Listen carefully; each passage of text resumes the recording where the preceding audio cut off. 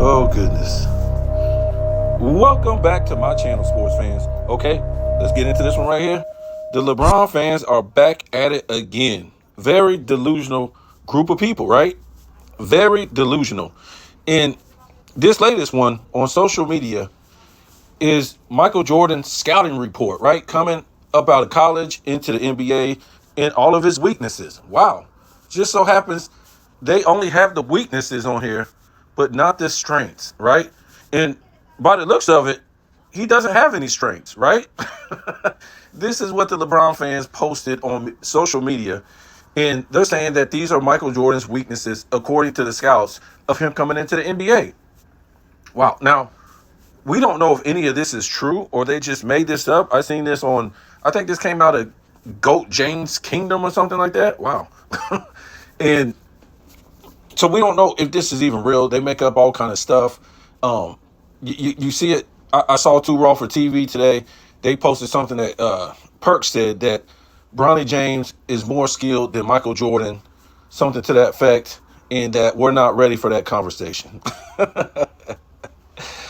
They post things like, Micheal Jordan is 4-6 and LeBron is 6-0 and stuff like this. So this is the scouting report that we're going to go and review of Micheal Jordan coming into the NBA. And on the post, they also said not only are these Micheal Jordan's weaknesses, but this pretty much continued into his career. Wow.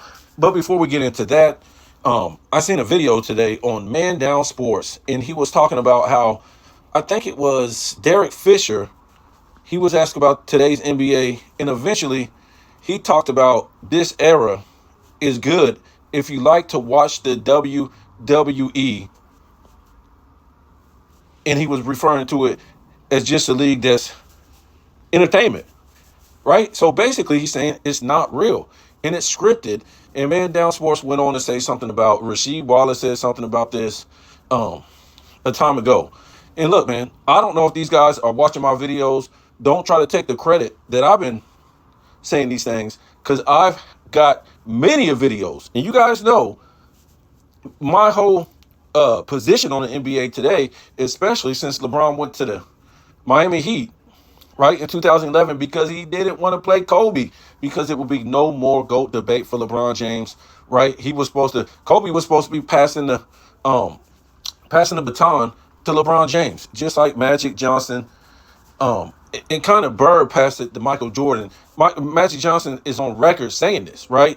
And it was some people say it was Larry Bird and Magic Johnson, but we know it was Magic Johnson because, Larry Bird, he was more hurt at the time, in 91 and coming into the 90s.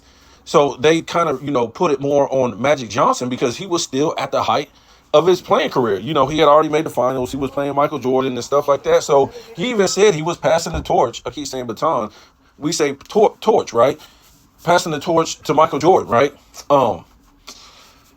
We know that Micheal Jordan is on record saying that he was passing the torch to Kobe Bryant. When Kobe Bryant came into the league, the whole swirl in the 97 season that he was going to carry on Micheal Jordan's legacy, and the torch was getting passed to Kobe Bryant. By 98, it was just a frenzy. We never seen nothing like it, because they said this guy was going to be the next Micheal Jordan. He had these type of skills.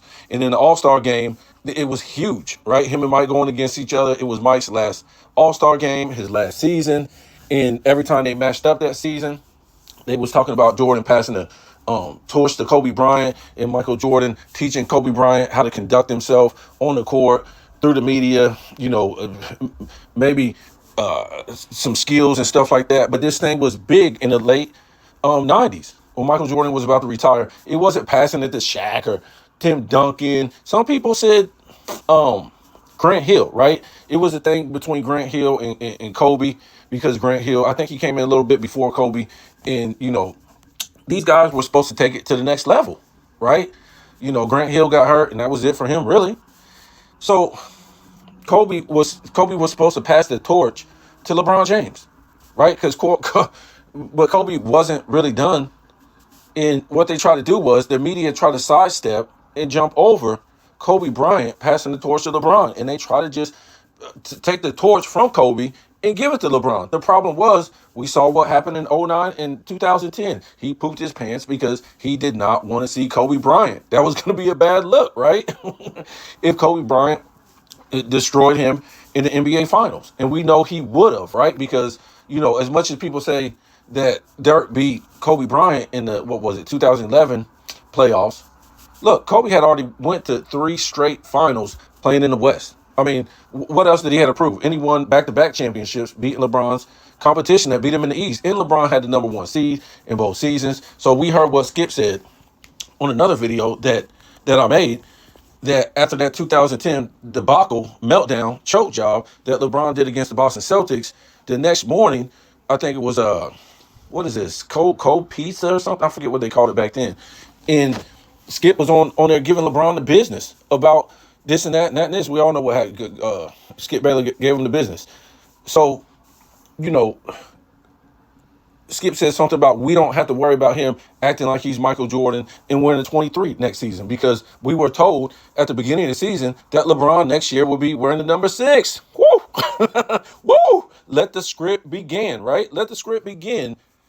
And next year he wore the number 6 in Miami. So that was more proof that he melted down against those Boston Celtics on purpose because he didn't want to play Kobe Bryant. 2009, we can even say he melted down again against the Orlando Magic because he didn't want to play Kobe Bryant. Kobe Bryant was going to destroy this guy, right? Was going to destroy this guy. He didn't want no piece of it, right? So what he had to do, he had to go to Miami and turn that thing. And listen, if Kobe would have bet him in the finals in 2011, he would have beat him too. Dirk beat him. So what I'm saying is, when LeBron went to the Miami Heat, this is when the league became a fake league. It was no longer a real sports league, right? Not only because he went to Miami, it's because he went to Miami and taunted the league, taunted the fans. Not 1, not 2, not 3. This stuff right here. It turned into that WWE. Nobody condemned him for doing it. It wasn't no backlash with the media or nothing like that, for the most part, right? We know he lost that season in the finals. Didn't even get the number 1 seed with that super team. And then 2000, in that offseason, here comes the rise of clutch sports. Here comes, what's the name? Stephen A. Smith to be his apologist. Boom. And Stephen A. Smith even said on that 2010 offseason, the decision that he already knew he was going to go to Miami. This is in the papers, right? Before he even made the decision. So him and LeBron was like real cool. Right? And LeBron, Stephen A. Smith would continue from 2012 until now to be apologist, probably working for Clutch Sports, right? We don't know who all is working for Clutch Sports because it's deep. And my theory is this is just an entertainment league. It's scripted. It's no longer a real NBA sport.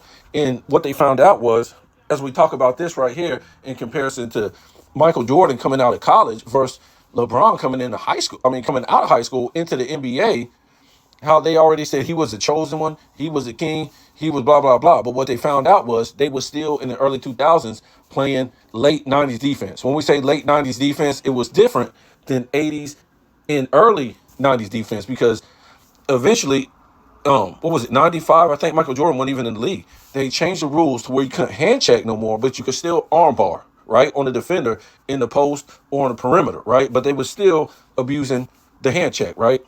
You got to remember how guys played back then. It was a consensus. It wasn't a whole bunch of baby stuff, whole bunch of crying and stuff like that. It's like, okay, you gonna hand check me? I'm gonna hand check you. So it was a consensus about how these guys wanted to play. They wanted to play like men, right? They wanted you to earn your shot, right? They wanted to keep this NBA going. They wanted to show the fans that they were real competitors, right? Only thing was a foul was, if you hand checked or arm barred a guy while he was going for a shot, that's different. That's a foul, okay? But what they found out was, when you still had that early or late 90s defense, which was still arm barring, and you can say hand checking too, it's still hand checking in there. They just didn't call it as much. You know what I'm saying? They called it, but not as much. But what they found out was LeBron was still playing with that late 90s defense, and guess what? He couldn't make the playoffs. For his first 2 seasons, he lost in the Olympics. They wouldn't even let this guy play. He was so awful. Remember, this is the king and all this stuff, blah, blah, blah, blah, blah. So they had to change the rules. And remember, Kobe was against it. I heard Kobe speak against these new defensive rules. He did not like it, right? So no more arm bar and all this stuff. No, really no hand checking or nothing like that. Now, am I saying they completely stopped it? I'm not trying to say that. But that was going to be the new rules enforced: no arm bars or hand checking at all. Okay, you got to remember, you still had '90s guys in the early 2000s, so they had to adjust to these new rules. By the time 2010 came, it was completely out, right? It was completely out. And so to me, I've been saying this in all these videos that the NBA is not a real sports league. No commissioner would let this happen to where this guy's jumping super team to super team to super team. A guy who we'll talk about this in a minute, and do this and taunt the league and do all this stuff who hasn't proven anything, right? Um, of course, he didn't have any help in Cleveland, even though he had the top in 2009 and 2010. He would the Cleveland Cavaliers top 10 in defense, or top 5 in defense, top 5 in offense. But we all know what happened. LeBron melted down in those series, especially in those games 5s and 6 and 4s, whatever series you want to look at. But it was both of them, and they did all they could. They put a lot of guys in the West that was good. Um, there was really no great big men no more. You got to remember what LeBron found out, because he didn't want to work on his game to be a good shooter from the perimeter, a good paint player, a good free throw shooter, a good defender. So he said, what am I going to do? I'm going to go lift weights and get big. So while everybody else in the 2000s and the 2010s were getting smaller, he was getting bigger. And to me, if we look at him in high school, it was what? Look at his freshman, sophomore, junior, and senior year. This guy was getting huge every single year. He was getting bigger. But again, when he got to the pros, he found out it didn't mean nothing. Guys were as big as him, right? Or bigger. But of course, he kept getting bigger because he didn't want to work on his game. I'll just barrel to the basket because there's no more defense starting in 2005. Okay? So you don't have to give me credit for it. I've been saying it a long time. And I've been saying that these guys don't make the money we've been told. The viewership isn't there. These guys retire, have to go to sit on a desk, read scripts, put on makeup, and all this stuff to make money. You're retiring with tens and hundreds of millions of dollars, and you got to work after after you just played a damn career. And now these guys today, they don't even retire, and they're out there working on podcasts. They're not working on their games. They're working on podcasts. That's crazy. Why would you need to do anything? Like, why would you want to be with your family? Why would you be taking care of your businesses and stuff like that and doing stuff like that? You're podcasting? How much money can you really make compared to how many tens of millions and hundreds of millions you already got compared to a podcast? Compared to you spending time with your family? Compared to you working on your game? Compared to you taking care of your business? And why they tell the fans these guys make this kind of money is so they can up the prices on tickets, popcorn, alcohol, parking, all this stuff. I've been saying this stuff. So don't come back and say this stuff when I've been saying it, because it's coming to fruition. You got to be a dummy. And let me tell you, it just didn't start in this era. I'm looking back at the 90s. Guys were getting $100 million contracts. Now they're sitting on the damn coaching staff, right? They were making $20 million a year, $10 million a year, $30 million a year. And now they're coaches. Now they got to do podcasts. Now they got to sit at a desk and read from a script. Something ain't right here. Something ain't right here. And am I saying they don't make millions? I'm not trying to say that.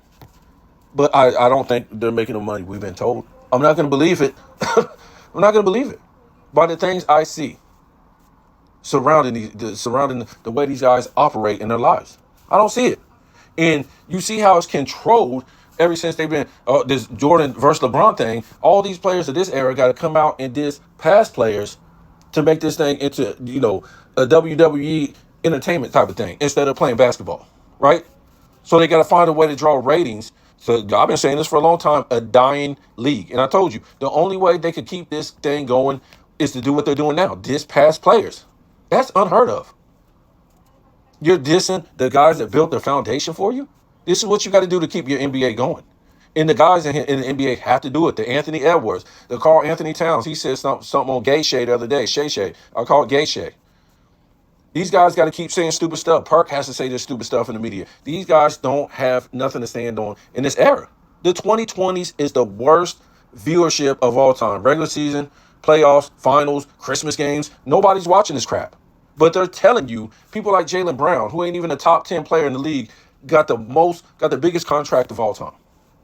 It's ridiculous. Believe it if you want. Have fun. But it's just confirming my point when people like Derek Fisher says this thing is a WWE. So let's get into this. And they're saying all these weaknesses that Micheal Jordan had. Okay, first of all, before we get into Micheal Jordan's weaknesses, what about LeBron's scouting report coming out of high school? Let's look at it. He was dunking on academy school kids. That's where he went to, academy school kids. He was playing high school players who aren't even the best of the high school players in the nation. Like you were playing in college, you're playing the best of the high school players in the country. So this guy's playing academy school kids in this region. Yes, you play state players of that state once you get in the tournament, but he's just playing regional in his city, in his county, until he even starts playing state. So he's playing nobody. And 99.9% of those guys in that state will never go to college, let alone the NBA. Okay, so what was the hype of this guy coming into the NBA? That he had proved himself, right? So when we talk about he was the biggest hype coming into the NBA, this was a lie. We all know back then he was the biggest hyped high school player coming out of the NBA. I mean, coming out of high school into the NBA of all high school players in the past that came to the NBA. It's a difference. It's a difference. That's what he was. Right? When we talk about some of the biggest hype players of all time, who are we talking about coming into the NBA? These are guys that went to college and were playing the best of high school players and have proven themselves in college and we're now going into the NBA. Right? So when we talk about some of the biggest names, we're talking about Akeem Olajuwon.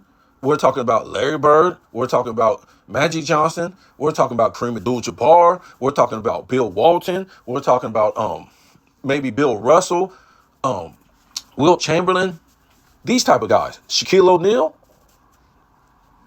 maybe Grant Hill. These type of guys coming into the NBA, they proved themselves when you look at what they did in college to be some of the greatest high players of all time to come into the NBA from college. LeBron proved none of it. He had no jump shot. He couldn't shoot free throws. He had no paint work. He's a fake Magic Johnson. Never averaged 10 assists a game. Poor defense. What was the hype about? Keep asking you. What was this guy on ESPN for dunking on academy school kids? So let's look at this before we go through Micheal Jordan's weaknesses that the scouts put out on Micheal Jordan before he came into the NBA and see what Micheal Jordan did in college. 82, college champion. 84, National Player of the Year. 83, 84, Sports News National Player of the Year. 83, 84, two-time consensus first team All-American. 84, ACC Player of the Year. 84, ACC Athlete of the Year. 83, 84, first team All-ACC. 82, ACC Rookie of the Year. 83, 84, U.S. Basketball Male Athlete of the Year. 81, McDonald's All-American. 81, first team parade All-American. You see any second teams or any third teams? Also, three-time gold medalist in college. I mean, what do you want? And this idea that Micheal Jordan didn't get drafted number one. Well, Portland already had Clyde Drexler. They didn't need two shooting guards. What was it?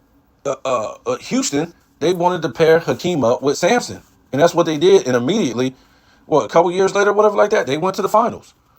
So it was about the team's need. It wasn't about Micheal Jordan, not getting drafted number one because such and such. You see all his accolades. And then he played 8 scrimmage games with the NBA players and smoked them. And Bobby Knight saying he was the best player he had ever seen. Bobby Knight. So he could have went 1 or 2, but that ain't what those teams needed, right?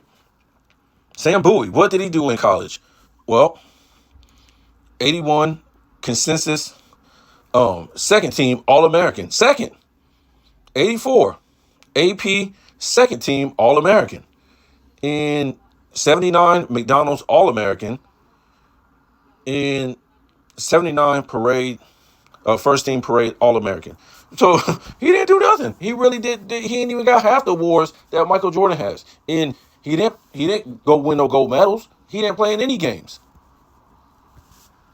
So I don't know what all the hype was about Sam Bowie.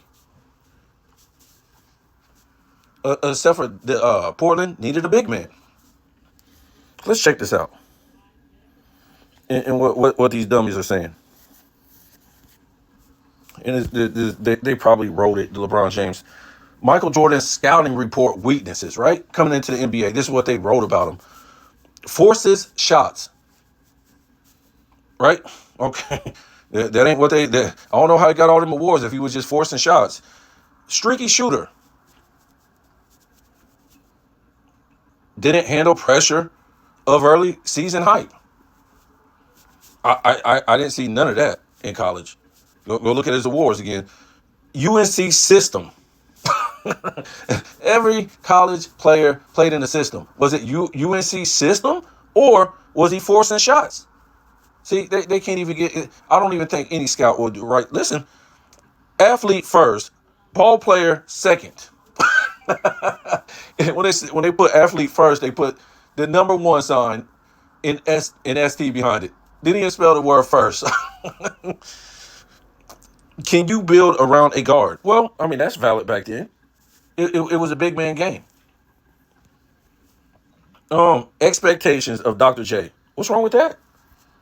What's wrong? See, a lot of these LeBron fans, they won't recognize what Dr. J did in the ABA. I would say when Dr. J came to the NBA, he was at the end of his prime. So they take for granted Dr. J, right?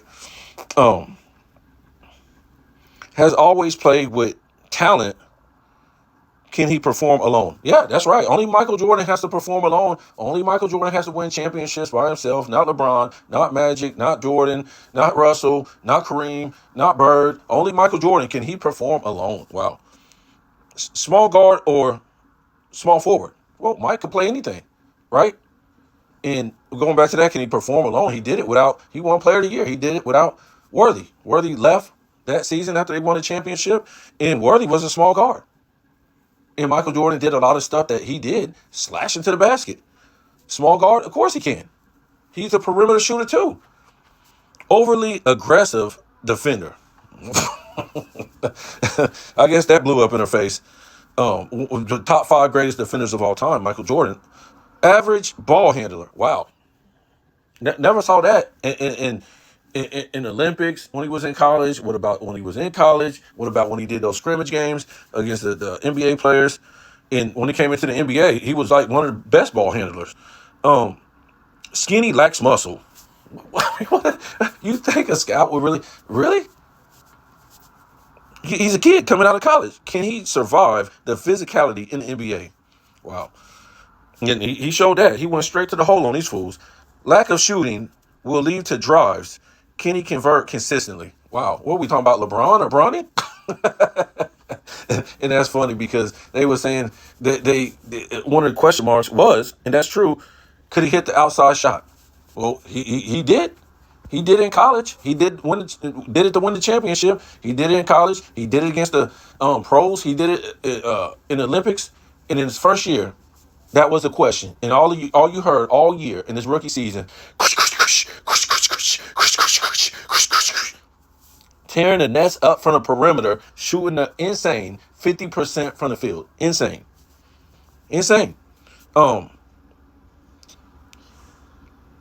Does he have the leadership to transform a losing team's culture? Wow. Well, what can we say, guys? We don't know if the scouts wrote that, but we do know whoever wrote that, it was pissed all over and pooped all over and threw right back in their faces. Because Micheal Jordan showed he had no weaknesses. And if you watch some of those games, like I did a video the other day, it's chill bumps. 84, 85, 85, 86, 86, 87, 88, 89. You had opposing fans cheering for Micheal Jordan all game. He was filling up arenas. They had never seen nothing like that in their lives. A player like that. And probably was the biggest what do you want to call it? Biggest attraction since Will Chamberlain. Since Will Chamberlain, the greatest rookie season of all time. No, right? And probably the greatest on-court basketball player, right? The greatest basketball player. Now, if we go with career, I'm going with Michael Jordan. Okay? But all that got pooped on and pissed on and threw back in these guys' face. And like I said, it just, when you watch these games back in the 80s, the early 80s, the mid 80s, when Michael Jordan coming into the league, first year, second year, and these guys are cheering this guy. I never seen nothing like it in my life. I never seen it from Dan Marino, Tom Brady, LeBron James, Kobe Bryant, just cheering on this guy as he hit shot after shot after shot, coming back, going back and forth, the opposing team. This is nuts. Now, yes, did his team suck? Yes. Michael Jordan, like I said, had no advantages against nobody, really, right? Except for his skill set and play on the court. He wasn't bigger than nobody. He wasn't the second biggest guy on the court, third, fourth, or fifth. None of this. Michael Jordan wasn't called a king. Michael Jordan wasn't called the greatest player. He wasn't the most hyped player. He had to show again and again that he was the greatest player, or wanted to be one of the greatest players. Dunking on people. I'm talking about in the 80s. 40 points, 50 points. Doing all these acrobatic shots. And when he did it, he wasn't showing the opposing team up. He wasn't flexing. He wasn't laughing on the bench at them. Doing none of this. Because the only thing mattered was him being better than or good as Bird, Magic, Russell, Wilt, Dr. J, Moses Malone, Jerry West. And it wasn't putting up stats.